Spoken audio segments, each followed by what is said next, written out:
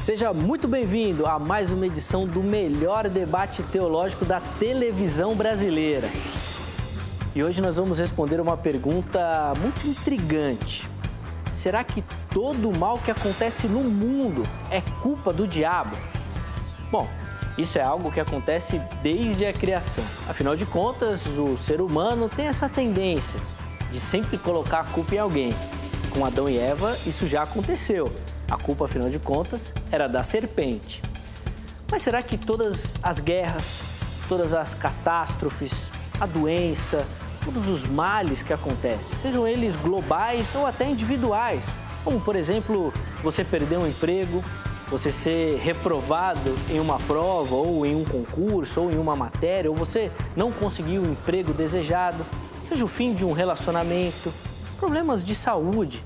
Será que todos esses males que acometem o indivíduo ou ainda a sociedade de uma maneira geral são culpa do diabo? Será que tudo é feito pelo nosso inimigo? Todo o mal é ocasionado pelo nosso inimigo? É uma pergunta, de certo modo, bem difícil de responder.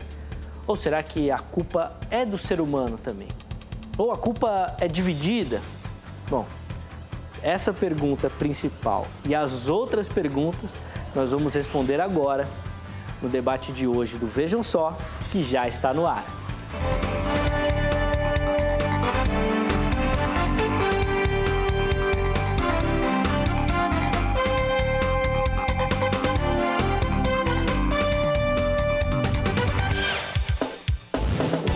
Uma ótima noite para você que acompanha a nossa programação. Seja muito bem-vindo a mais uma edição do debate do Vejam Só. É sempre uma alegria contar com a sua audiência, com a sua participação.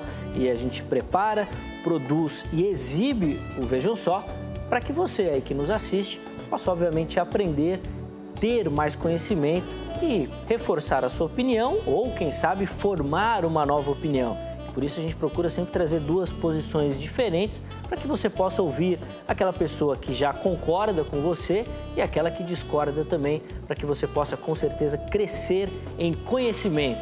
E hoje, terça-feira, aquele formato super especial que a gente gosta demais, do debate presidencial, com tempo definidos para as respostas, para as perguntas e para os comentários também.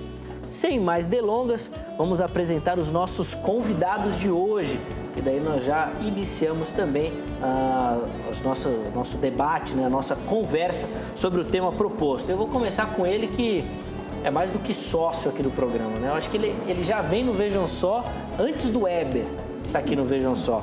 Pastor José Serafim de Oliveira, da Igreja Assembleia de Deus, Ministério Belém. Pastor Serafim, seja muito bem-vindo novamente. É sempre uma alegria recebê-lo aqui no Vejam Só. Muito obrigado, irmão Eliezer. E para mim também é um prazer esse programa, um programa tão bem quisto pelo povo evangélico e até os não evangélicos. Aliás, no bairro do Belém que eu moro, eu encontro sempre pessoas que me encontram que não são crentes, falam, eu assisto o Vejam Só e te vejo lá no programa. Então é um programa, eu já encontrei no shopping, até por onde eu ando, pessoas que assistem o programa, falam bem dele. Então, para mim, é um prazer imenso participar dele. E por estar com o pastor Thomas Tronco, também uma pessoa tão simpática, e que já o conhecia pelo programa. Pessoalmente, estou tendo um prazer hoje. Somos amigos, porém hoje opositores. Em lados diferentes, mas isso é bem simples da gente resolver. Eu posso mandar um abraço para alguns amigos? Vamos lá, pastor Serafim, o pessoal falou aqui que o tempo é rapidinho. Rapidinho. Vamos lá. Eu quero mandar um cordial abraço e saudação para a Igreja Assembleia de Deus de Louveira, pastor Gaetano e do pastor Zaqueu, e estive lá com o doutor Caramuru, e o amor desses irmãos, o carinho deles ficou impregnado em mim. Não posso falar o nome de todos, é impossível, mas o pastor e o pastor Gaetano e o pastor Zaqueu, representando todos os demais irmãos, o meu carinhoso abraço. E também quero mandar um abraço para o meu irmão Sérgio, aí da cidade de Jacareí, e para um amigo dele, o irmão Jefferson, da cidade de Caçapava, segundo me informou. Eu não tive o prazer de conhecer o irmão Jefferson ainda, mas meu irmão me disse que ele é um homem muito usado da mão de Deus. Jesus tem curado muitos enfermos pela oração desse irmão, Então, irmão Jefferson, meu abraço e já te amo antes de te conhecer. Deus o abençoe. E os irmãos que estiveram comigo hoje no Belém, na reunião de obreiros, uma reunião muito gostosa. Nosso presidente, pastor José Wellington Bezerra da Costa, que nos tem prestigiado bastante. Meu carinho, meu abraço, pastor, a todo o nosso ministério. Muito obrigado. Muito bom, tá aí os recados do pastor Serafim. Pastor, antes da gente apresentar nosso outro convidado, eu queria que o irmão comentasse rapidinho sobre o livro que, inclusive, lançou nessa reunião de obreiros que o pastor citou. Tá aqui, ó, o último lançamento do pastor José Serafim. Fala um pouquinho desse livro aqui, bem rapidinho, pastor, por favor.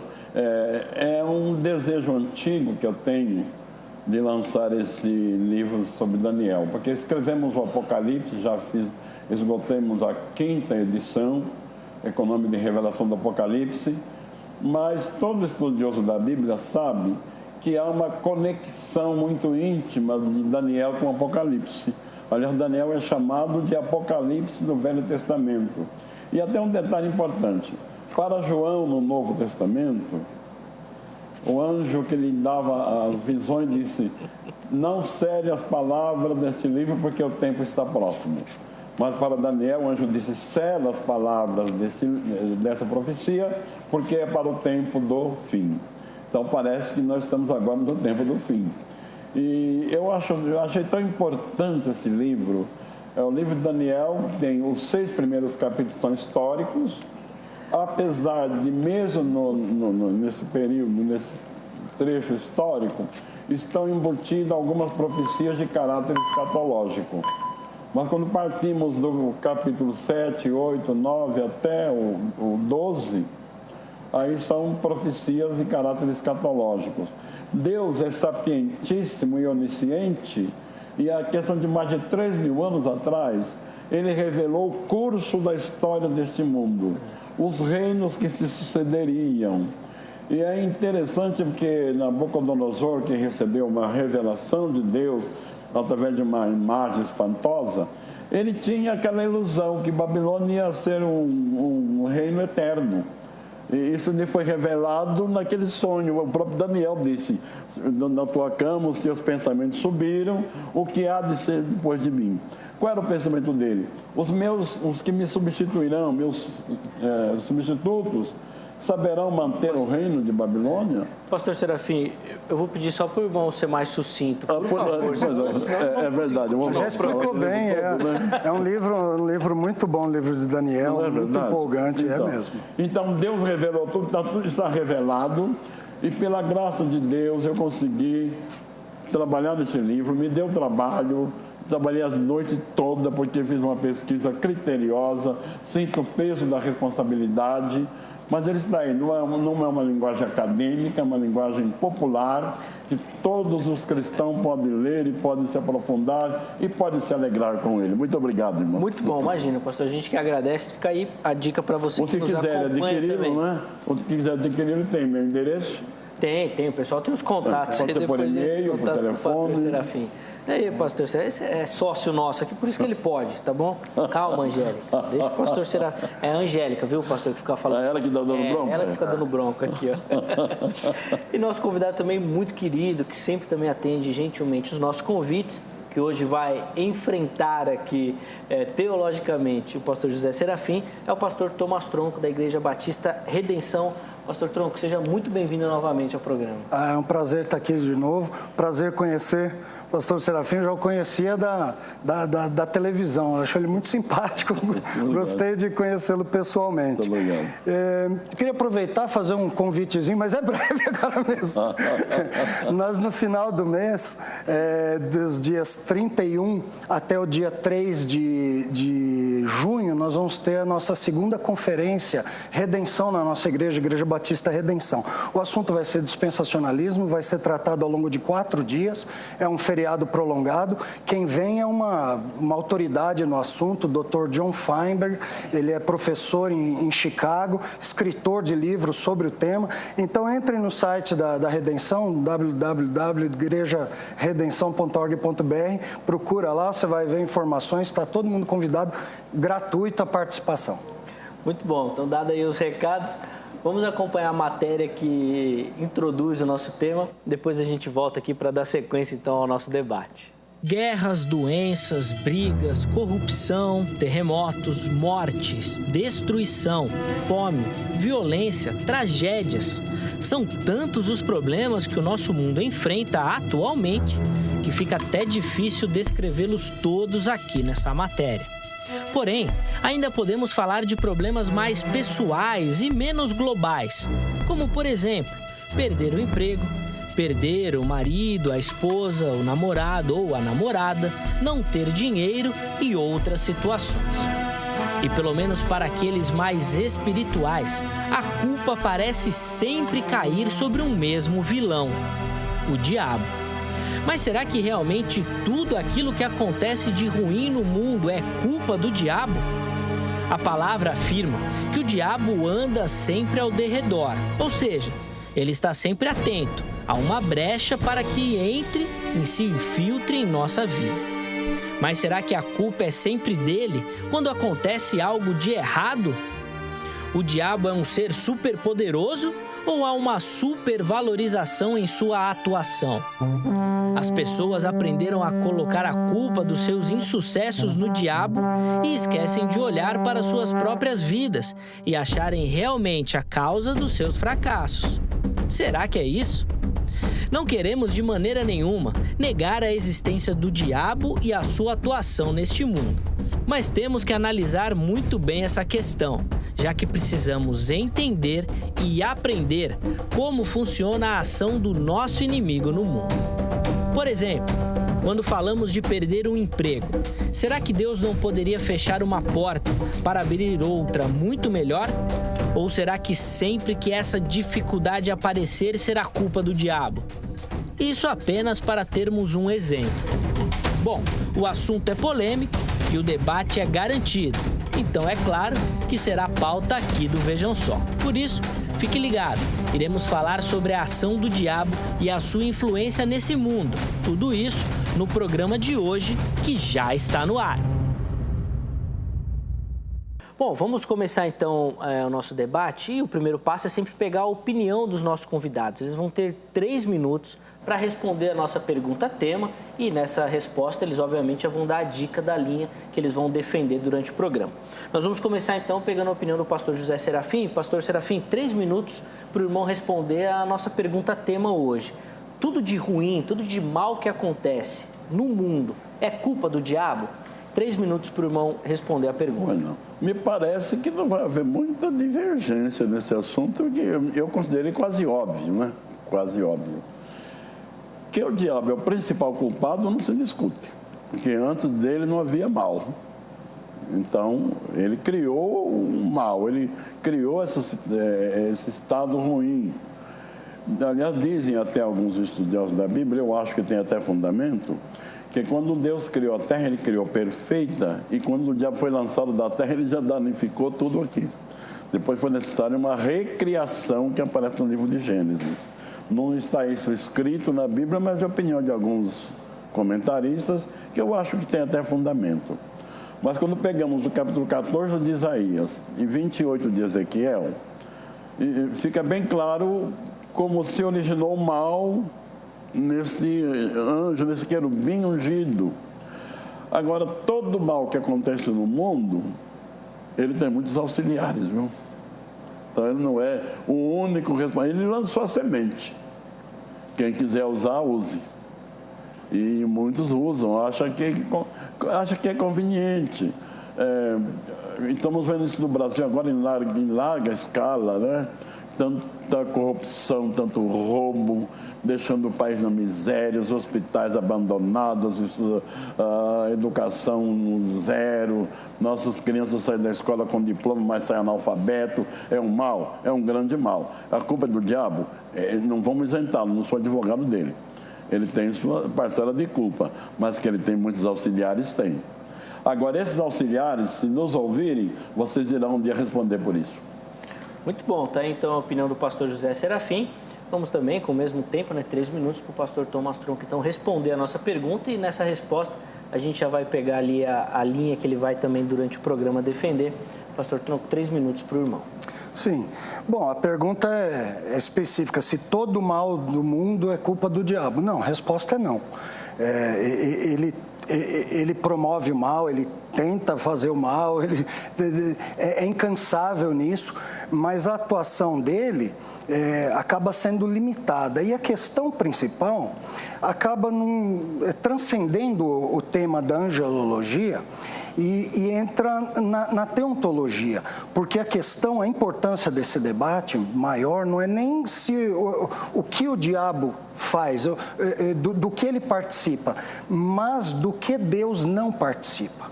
Porque normalmente o que a gente vê na teologia no Brasil é uma divisão entre as bênçãos, prosperidade, saúde, felicidade atribuídas a ações de Deus, enquanto doenças, catástrofes, incredulidade são atribuídas à ação de Satanás. Só que a Bíblia não coloca desse modo. Ainda que Satanás trabalhe nisso, a Bíblia mostra que Deus é soberano, e soberano de tal modo que Ele é o responsável último por todos os rumos da história humana. Em catástrofes, Deus é o responsável. Na incredulidade, o diabo pode trabalhar, e quando ele trabalha, ele é um instrumento de Deus. Para Deus, a Bíblia apresenta Deus como aquele que endurece corações. Então, nesse sentido, várias linhas acabam defendendo isso. A teologia da prosperidade acho que marca isso bastante. Mas no arminianismo, por exemplo, o arminianismo não vai defender que tudo que acontece de mal é culpa do diabo. Se alguém faz uma maldade com outro, a pessoa foi responsável por isso. Como o pastor falou, o diabo tem auxiliares. Mas o problema não está nem aí. O problema está no papel de Deus. O arminianismo vai dizer assim: jamais Deus vai decretar uma maldade de uma pessoa por outra. Jamais Deus vai decretar a perdição de alguém. Então a questão transcende a participação do diabo e entra na participação de Deus. E quando a gente olha sob esse prisma essa pergunta, então o diabo não é responsável por tudo que acontece de mal, todo o sofrimento que acontece. Mas Deus, ele não participa, o diabo não participa de tudo, mas Deus participa de todos. E ele decreta a prosperidade e ele decreta a pobreza. Qual o critério dele? O critério dele é a sua vontade soberana, a qual ele guia conforme a sua sabedoria e os seus planos prévios. Muito bom. Então, aí estão as opiniões iniciais dos nossos convidados, e você conseguiu perceber que, apesar da resposta ser a mesma, as perspectivas são completamente diferentes, isso que vai tornar o nosso bate-papo muito interessante. E eu quero convidar você a participar também do Vejam Só, lá pela nossa página no Facebook, facebook.com/programa Vejam Só. Tem a nossa enquete lá, eu vou pedir pro pessoal colocar a nossa enquete no ar. Tá aí, ó, tudo de ruim que acontece no mundo é culpa do diabo? É a mesma pergunta que a gente fez aqui no programa, tá bom? Você tem duas opções de resposta: sim, tudo que acontece de ruim é culpa do diabo, e não é tudo que é culpa dele, tá? E lá no Facebook você pode, além de responder, obviamente colocar a sua opinião também, tá bom? Defendendo o porquê você escolheu o sim ou o não, e a gente, entende o tempo e possibilidade, nós vamos colocar aqui também a sua opinião, tá bom? Nós vamos repercutir aquilo que você falou lá no nosso Facebook. Antes da gente encerrar esse bloco, 2 recadinhos. Primeiro, da Grade, a Academia Teológica da Graça de Deus, que é a nossa parceira aqui, sempre nos ajuda e que oferece muito conhecimento para você que assiste o programa Vejam Só, tá bom? Tome nota do telefone, já aparece aí na sua tela, ó, 0 prestadora 11, porque é aqui de São Paulo, 3115-0819.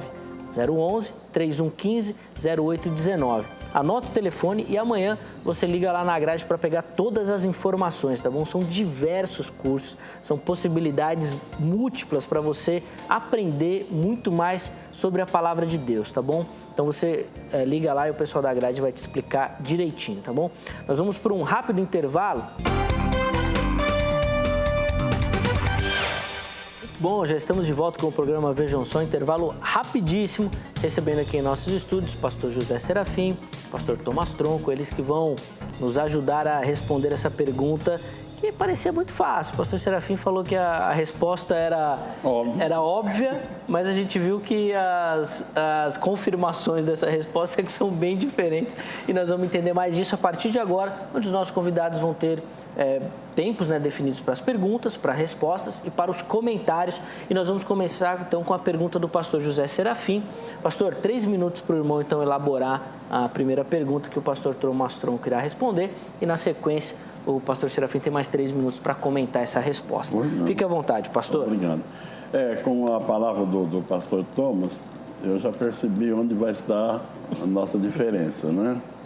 Ele também está de acordo que Satanás é culpado, mas parece que ele divide com Deus essa culpa. Porque, pelo que eu já vi, o pastor defende a teoria de Calvino, de que Deus tem participação, e, portanto, ele decretou o mal, e o mal acontece por um decreto divino. Ora, se Deus decretou o mal e acontece, então a culpa é dos dois. Quando acontece o mal, Deus o diabo é culpado dele, então são parceiros, né? É uma parceria.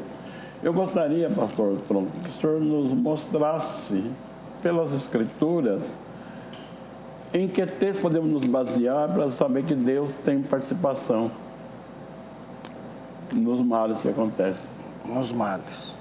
Perfeito. 3 minutos, pastor, para a sua resposta. Bom, vou então dividir. No começo foi apresentado diversos tipos de males, né? E eu vou mostrar então algumas categorias de males diferentes, onde Deus diz, eu fiz isso. Quando o Senhor disse que Deus divide a culpa com Satanás, isso não é verdade. Ele age, ele decreta, mas ele não se envolve com o mal. Como? Não sabemos como. Mas isso não depende da nossa compreensão, mas da revelação. Então, por exemplo, o dilúvio. O dilúvio veio e destruiu uma catástrofe e matou toda a humanidade. Deus falou, eu vou mandar um dilúvio sobre a terra para consumir toda a carne. Ele diz, eu vou fazer isso aqui. A fome dos dias de José. A fome dos dias de José foi um abalo no mundo da época. Deus mostrou por um sonho para Faraó o que haveria de fazer. José falou, Deus manifestou a Faraó o que há de fazer. O que há de fazer o quê? O que ele há de fazer. Então essas são catástrofes assim naturais. Deus fala aqui, ó, eu tô fazendo isso. Aí a Bíblia mostra, por exemplo, as calamidades de Israel. O sofrimento de Israel, as invasões que eles sofreram, a fome que passaram por causa de pragas, de doença. Então, especialmente por causa de exércitos invasores. Avisando sobre isso, Amós diz o seguinte... Amós 3, versículo 6. Tocar-se-á trombeta na cidade sem que o povo se estremeça?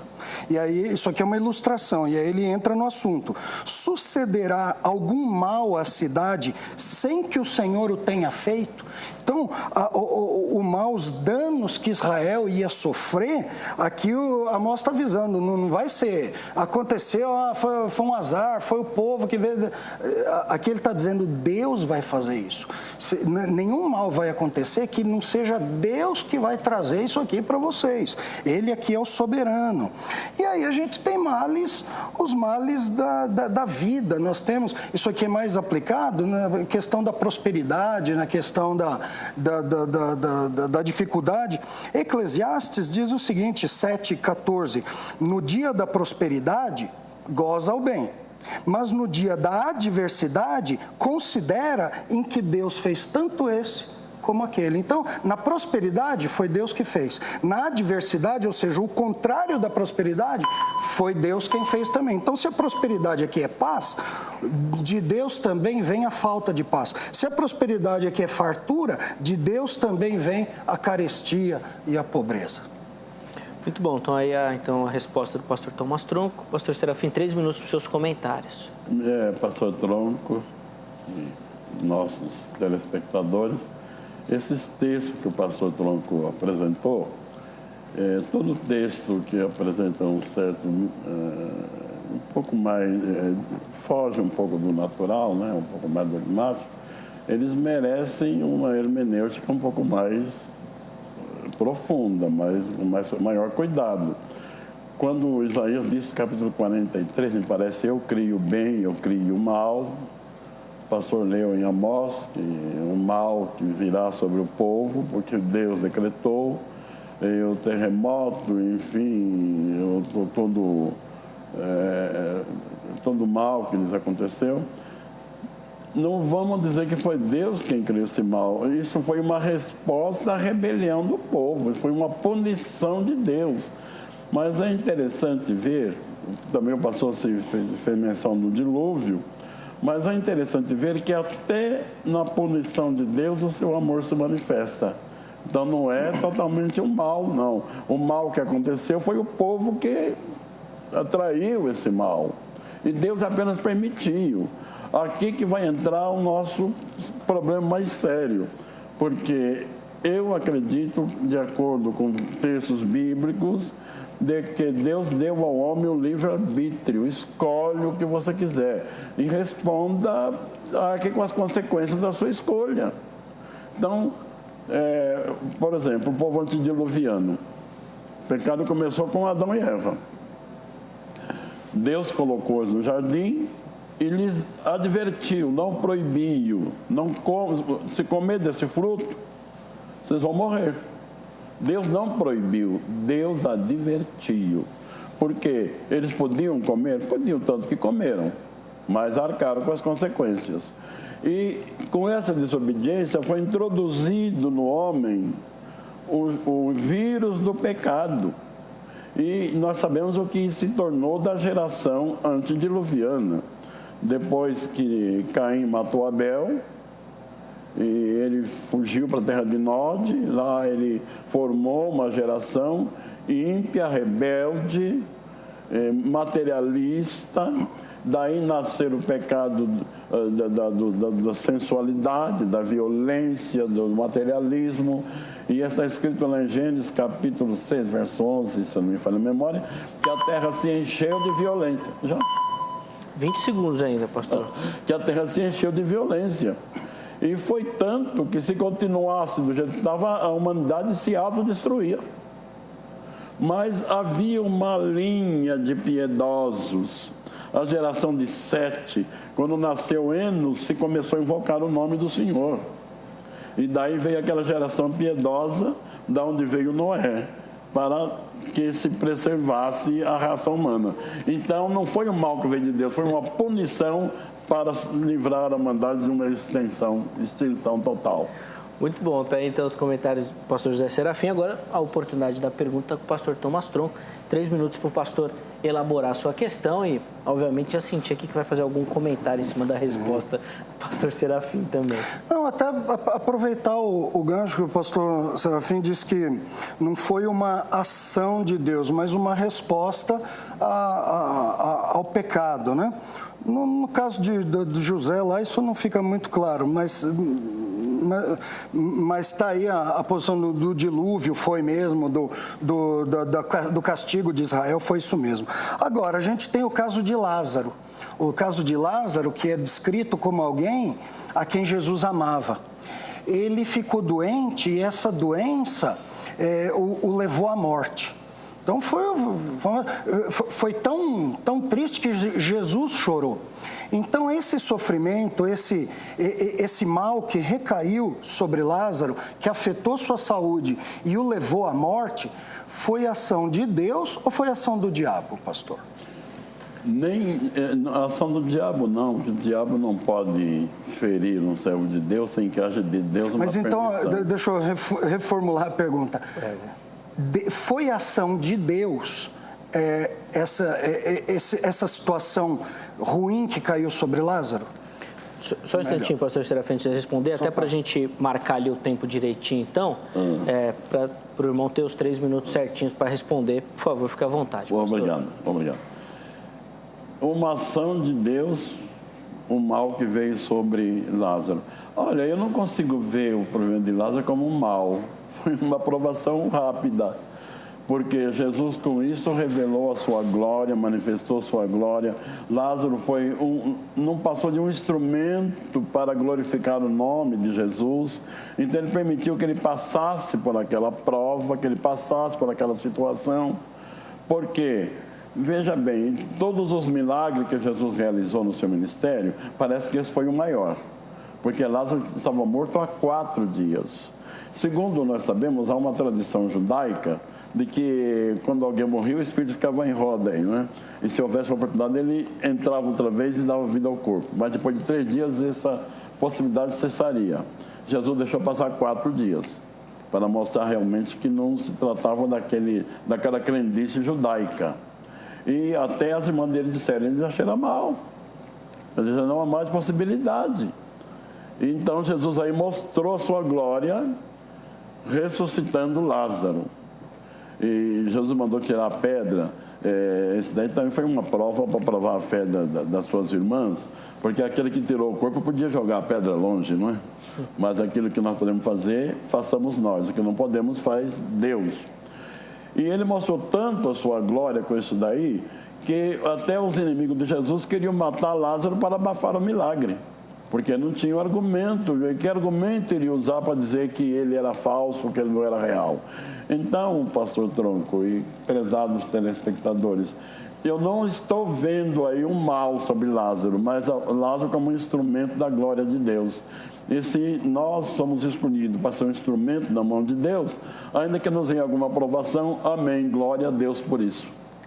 Muito bom, tá aí a resposta, pastor Serafim. Pastor Tronco, 3 minutos para os seus comentários. Sim, acho que a questão está na definição do tema, porque o tema aborda todas essas coisas ruins. Então, quando se fala de mal, não se fala só de maldade. Então, a maldade está incluído nisso, mas a calamidade, a tristeza, o sofrimento, isso faz parte desse conceito de mal. E, no caso, o senhor disse exatamente o que torna a questão de Lázaro um exemplo da atuação de Deus, de um propósito de Deus numa situação que gerou sofrimento, que gerou tristeza, numa situação de um mal que recaiu sobre uma família, que os levou a clamar a Jesus, que fez o próprio Jesus chorar, na qual a gente não vê um acontecimento fortuito, um acontecimento da vida, não, a gente vê um propósito específico de Deus. Quando Jesus foi chamado, em João 11, 3 e 4, ele diz, essa enfermidade não é para a morte. Ué, mas ele morreu. Parece que a ideia é que Jesus já sabia que ele não permaneceria morto, mas por quê? Porque ele tinha um objetivo, ele diz, e sim para a glória de Deus, a fim de que o Filho seja por ela glorificado. Então, Deus está, no meio de uma situação de sofrimento, promovendo a sua glória. Eu lembro de outra situação, como a daquele cego de nascença. O do cego de nascença, em João capítulo 9, os discípulos olham para aquilo, eles que tinham a aliança mosaica que dizia, a obediência vai ser premiada com bênçãos e a desobediência vai ser punida com castigo. Eles olham um cego de nascença, eles perguntam, quem pecou para que ele nascesse cego? É castigo para ele ou para os seus pais? De quem foi o pecado? E a resposta de Jesus é surpreendente, ele diz assim, nem ele pecou, nem seus pais. É claro que Jesus não está falando que eles não são pecadores, não tinham pecado, ele está dizendo o pecado que causou aquela cegueira. Ele diz, não, mas foi para que se manifestassem nele as obras de Deus. É necessário que façamos as obras daquele que me enviou. Então ele está dizendo o seguinte, ele passou a vida dele sofrendo cego, pobre, mendigando, um sofrimento real, um sofrimento que naquela época era maior do que hoje. É uma situação que ninguém ia dizer assim, isso aqui não é um mal. Era um mal, tinha recaído sobre ele e provavelmente houvesse debate sobre o que acontecia. Há um caso em que alguém diz assim, você é todo nascido em pecado e vem nos ensinar, e aqui Jesus disse, ele nasceu para ser assim cego, para que agora eu fosse glorificado. Então a glória de Deus foi a razão de Deus gerenciar uma situação que trouxe sofrimento para esse homem. Muito bom. Com esse comentário, a gente encerra essa primeira rodada. Nós vamos agora começar uma nova rodada de perguntas. Não, tréplica não, pastor. Mas o pastor agora tem 3 minutos para formular uma pergunta. E aí, se quiser usar os 3 minutos para comentar alguma coisa, pode ficar à vontade. O irmão tem 3 minutos, então, para elaborar a sua pergunta ao pastor Tomás Tronco. Quando o pastor Tomás Tronco disse que Jesus chorou, o fato de Jesus chorar não é porque Lázaro morreu, ele sabia que logo ele estaria vivo outra vez, mas é um ambiente de tristeza e uma forma de congratulação com a família triste e certamente os parentes e amigos. Não é que Jesus se desesperou, achou que Lázaro estava totalmente só perdido. A tristeza mesmo. Um ambiente carregado e triste. Então levou Jesus às lágrimas, mostrando que ele se compatibiliza com o ser humano, né? Ele sente o drama do ser humano. Mas a minha pergunta é a seguinte, o pastor Tronco. Nós estamos falando de alguns males que surgiram, e um caso que a Bíblia mostra com bastante clareza é o caso de Jó. O próprio Deus deu testemunho dele. Homem fiel, temente a Deus, que se desvia do mal. E para quem Deus dizia isso? Dizia para o diabo. Você viu, meu servo Jó? Homem fiel, temente a Deus. O que Deus estava provocando? Deus estava trabalhando para hoje nos dar algo maravilhoso. Jó sofreu. Quem causou o sofrimento de Jó diretamente foi o diabo, porque Deus disse, ele está na tua mão, só não tira a sua vida. Houve uma permissão de Deus, mas não foi Deus que fez o mal. Foi o diabo que trouxe o vendaval, que derrubou a casa, que matou os filhos, que trouxe a doença sobre Jó e usou a própria mulher dele. Você ainda mantém sincero, amaldiçoa esse Deus e morre. Mas ele era tão consciente do seu relacionamento com Deus, como fala qualquer louco, assim falas tu, receberemos o bem de Deus e não receberíamos o mal. Para ele era tudo de Deus, ele não sabia o que se passava no mundo espiritual. Então de Deus nunca vem mal, de Deus sempre vem bem. Aliás, São Tiago disse isso no capítulo 1, versículo 17, porque toda boa dádiva e todo dom perfeito vem das alturas, descendo do Pai das luzes, em quem não há mudança nem sombra de variação. Então, sempre quando aparece o mal, ainda que Deus permita que esse mal surja, mas a origem dele é maligna, é diabólica, mas Deus transforma o mal em bem. Deus transforma a tristeza em alegria. Deus transforma a noite escura em uma manhã clara. Portanto, o caso tanto do cego de nascença, fizeram uma pergunta toda, foi ele que pecou? Como que ele pecou antes de nascer? A não ser que admitissem a reencarnação. Mas me parece que o judeu não admitia essa hipótese. Já venceu meu tempo? Já, a sua pergunta. Não, pode Acho que a pergunta tem a ver com Jó.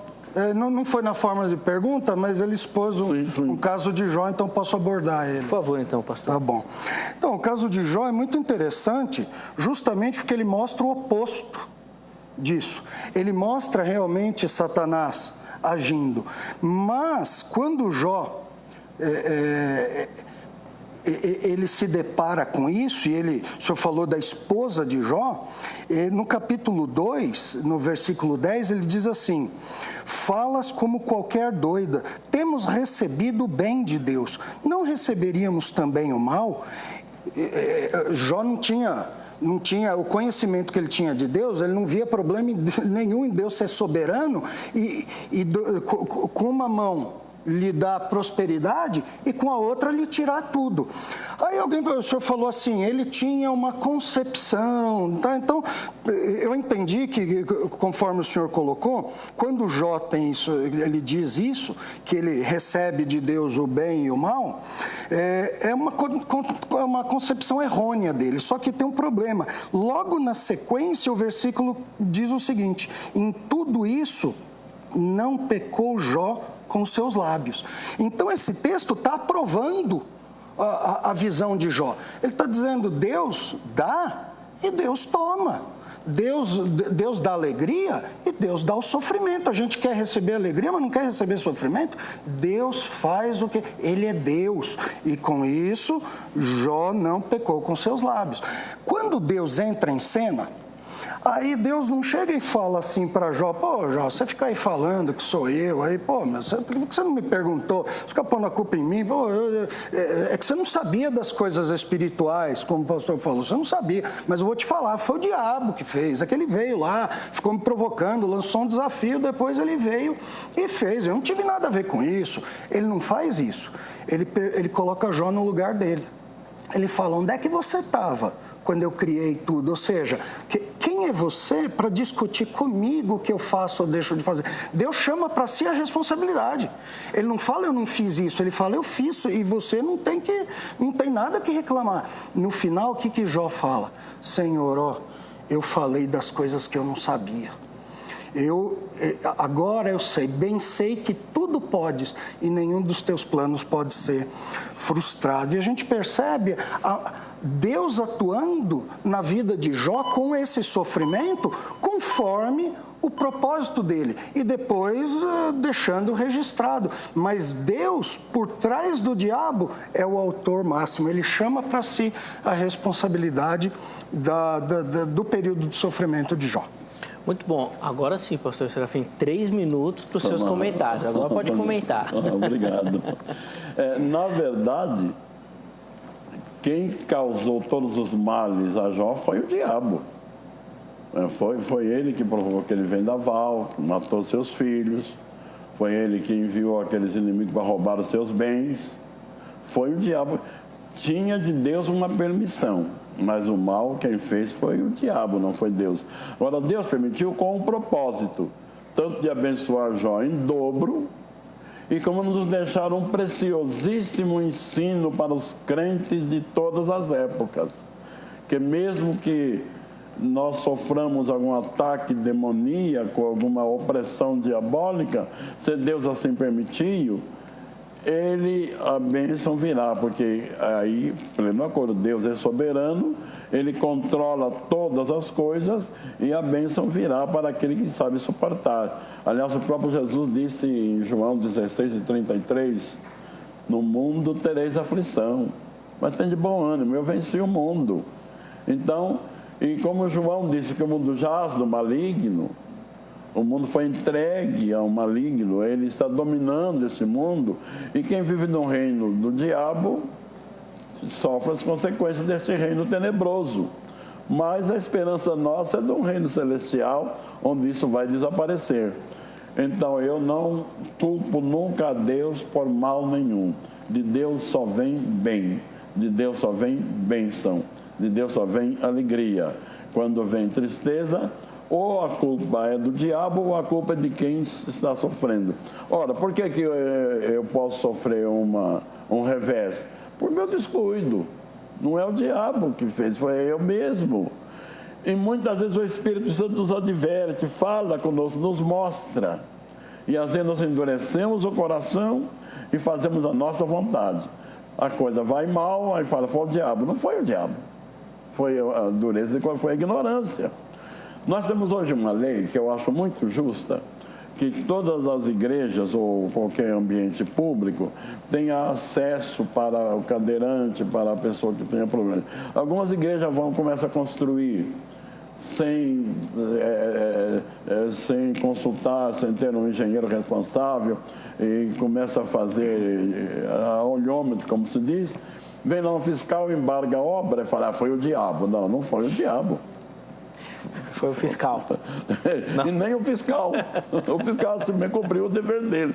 Foi a imprudência de quem não cumpriu a lei. Só isso. Então, essa pergunta, a resposta está bem aí. O diabo tem muitos auxiliares. Deus não se compactua com o diabo. Deus não decreta desgraça. Deus não decreta mal. De Deus só vem bênção e não maldição e não tristeza. Quando alguém é amaldiçoado, quando alguém sofre, porque ele plantou e está colhendo aquilo que plantou. Muito bom os comentários do pastor José Serafim. A gente vai agora para a nossa última rodada aqui de perguntas e respostas desse bloco, tá bom? E o pastor Thomas Tronco, então, tem 3 minutos para elaborar a sua pergunta e sinto que ele vai fazer algum comentário também em cima do que o pastor Serafim falou.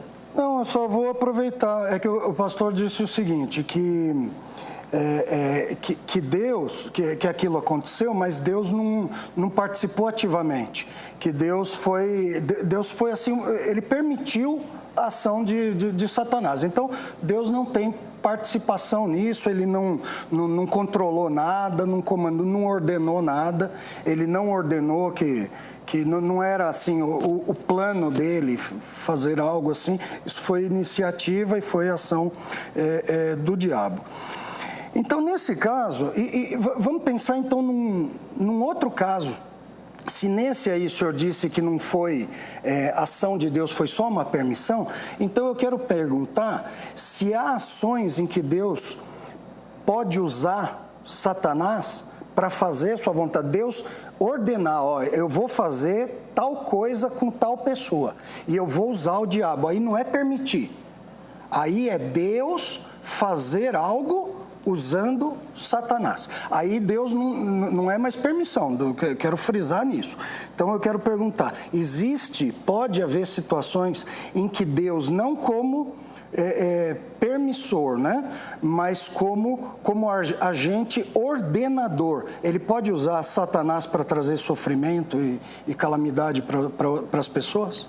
Muito bom. Vamos lá então, pastor Serafim, 3 minutos para a sua resposta. Pastor Thomas, o senhor torceu um pouco minhas palavras, viu? Eu não disse que Deus não controla, Deus tem o controle de tudo. Não, entendi. Eu não falei que Deus perdeu o controle na vida de Jó, ele não perde o controle nunca. Agora, Deus pode sim usar o diabo como um instrumento de punição, como usou Nabucodonosor e o exército babilônico para punir Israel. Aliás, o profeta Abacuque é que demorou muito para entender isso. E ele até tentou contender com Deus. Como, Senhor, que um povo idólatra, feiticeiro, incrédulo, vem punir o teu povo? Então, aí sim, Deus usou Nabucodonosor como instrumento de poder, não para trazer o mal, porque no frigir dos ovos, nossa linguagem mais popular, era um bem, porque se Israel continuasse do jeito que ia, se misturava com as demais nações e desaparecia. Então aquela punição não foi mal, é um remédio amargo. Toma-se um remédio amargo, mas cura uma doença. Aliás, o senhor sabe disso, que quando Israel foi repatriado de Babilônia, e eles tinham consciência que o pecado principal, eles tinham 2 pecados principais. Um deles era a idolatria, porque estamos se tornando idólatras.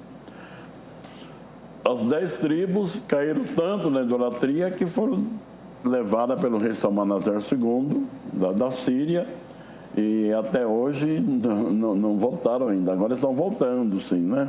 Porque agora estão encampadas na mesma tribo. E Judá ia indo pelo mesmo caminho. Aí Deus pôs um ponto final. Qual foi o ponto final? O castigo. Usou Nabucodonosor, um rei pagão. Deus o chamou até de meu servo, para cumprir uma determinação de Deus.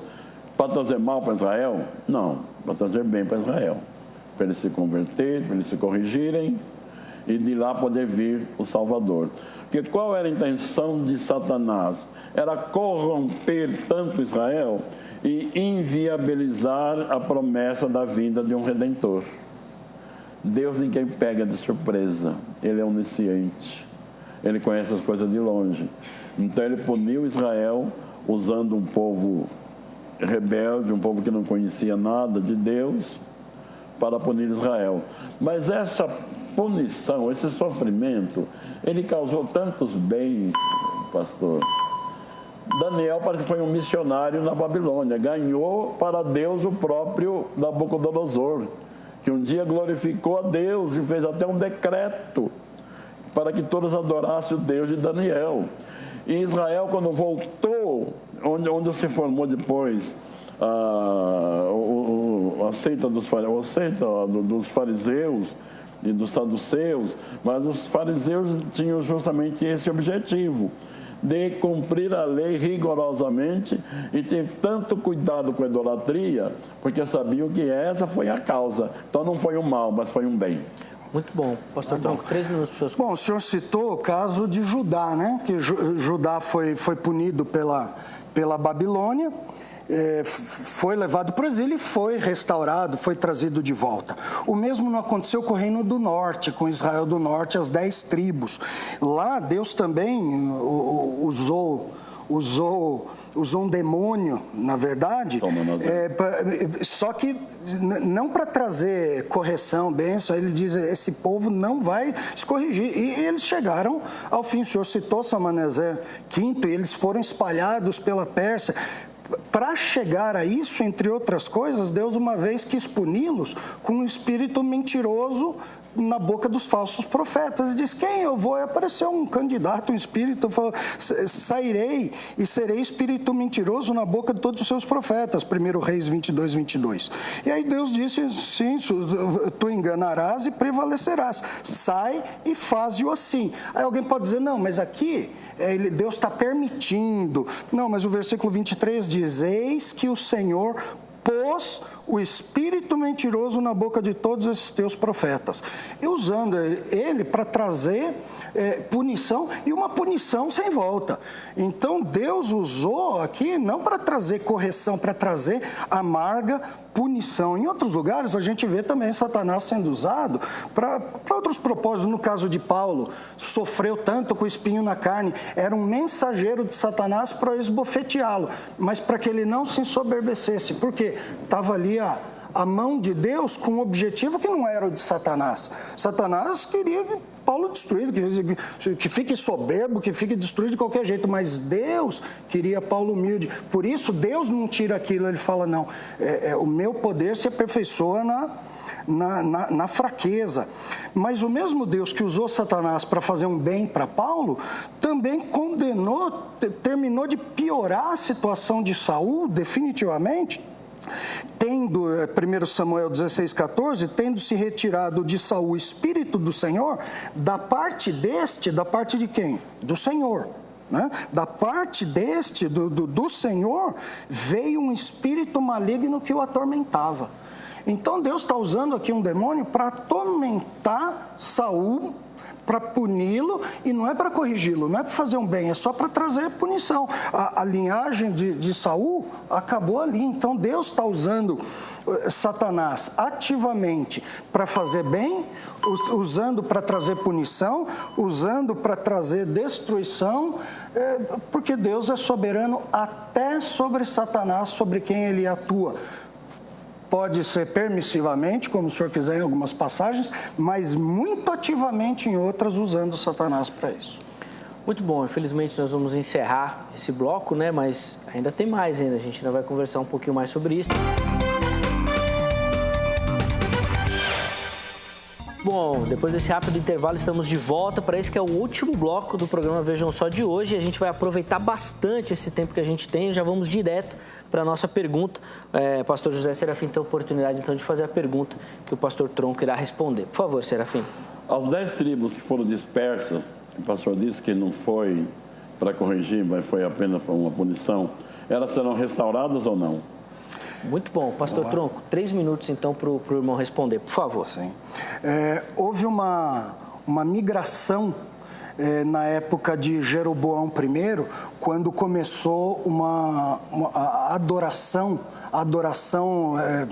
pagã, né? A ideia dele era impedir que as pessoas do norte fossem para o sul fazer adoração em Jerusalém, e lá Roboão fizesse política, né? Campanha política, desse santinho lá e o povo reunisse de novo o trono, o país, e matasse Jeroboão. Então ele criou ali além de um altar no norte, ele criou um altar no sul, na fronteira, para que o povo não se dispersasse para o sul.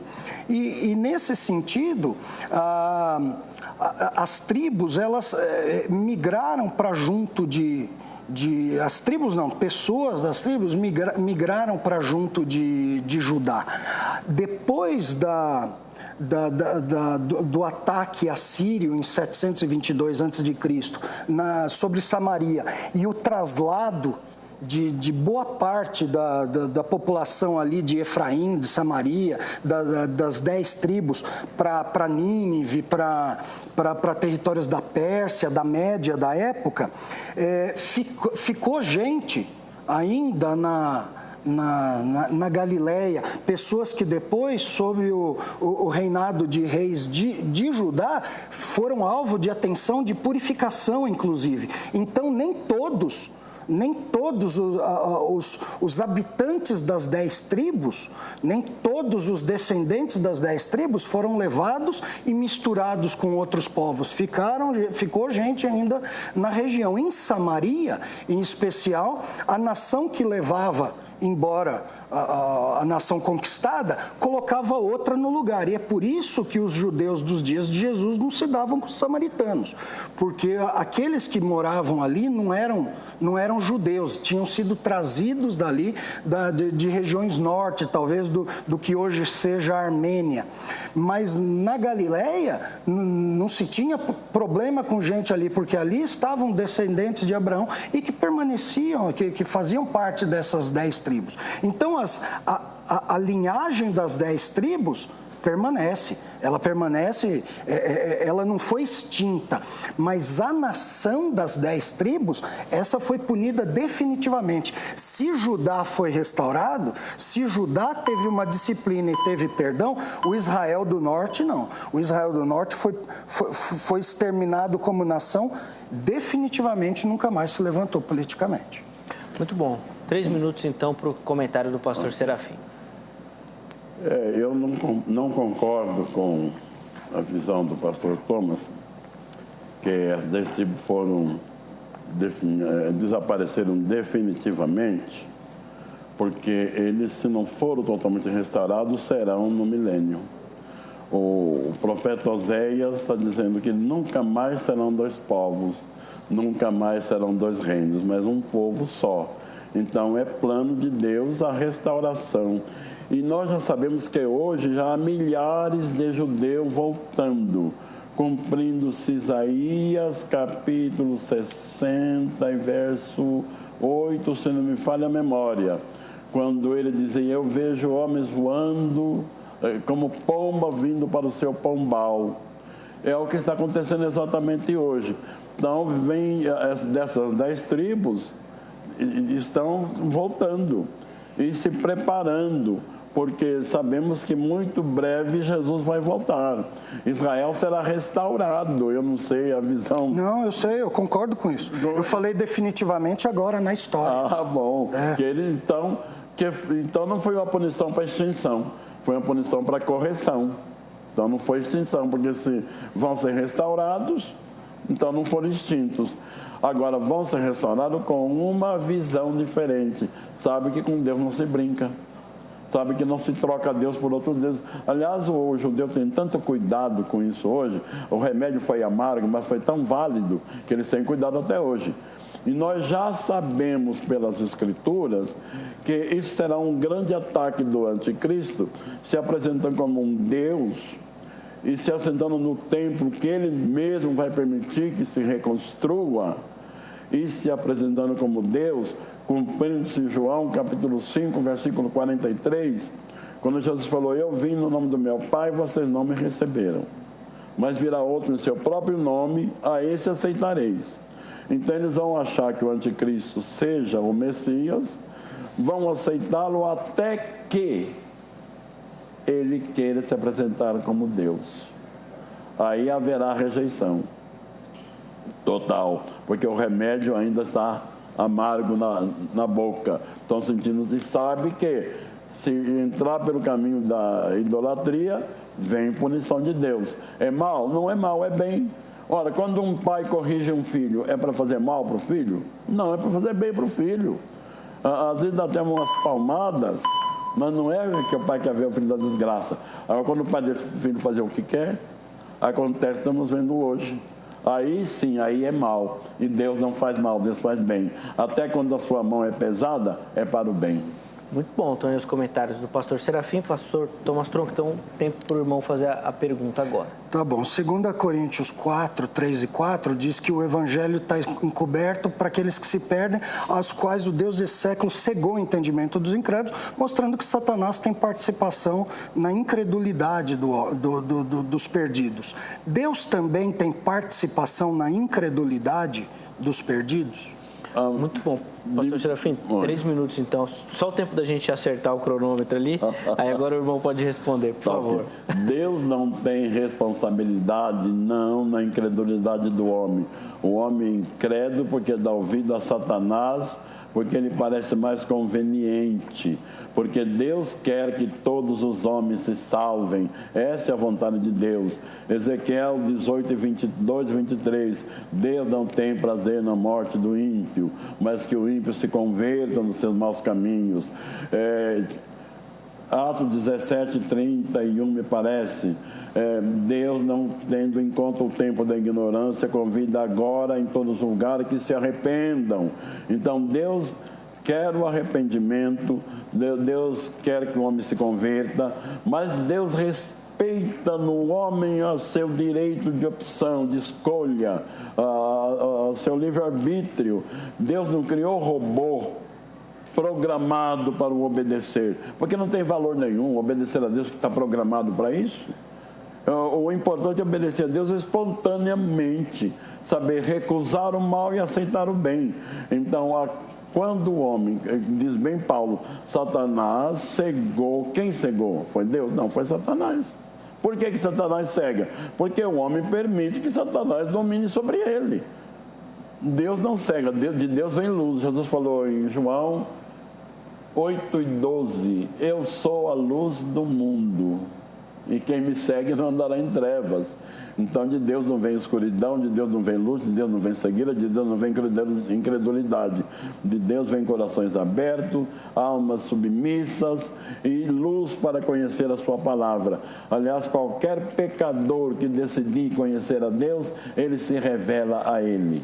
Deus só não obriga, dá à pessoa liberdade de opção, de escolher. Como diz lá em Deuteronômio 30 e 31, se não me falha a memória, quando Moisés dizia, escolhe hoje a quem vocês querem servir, ou aos deuses do povo onde vocês habitam, os deuses que serviam vossos pais além do rio, ou os deuses que eram do Egito, ou o Senhor que lhes tirou do Egito. E Josué, capítulo 24, verso 18, Josué foi enfático. Escolhei hoje a quem querer servir. Os deuses do Egito, os deuses dos amorreus, mas eu e a minha casa já escolhemos. Nós serviremos ao Senhor. Portanto, esses textos todos mostram claramente que Deus dá ao homem o direito.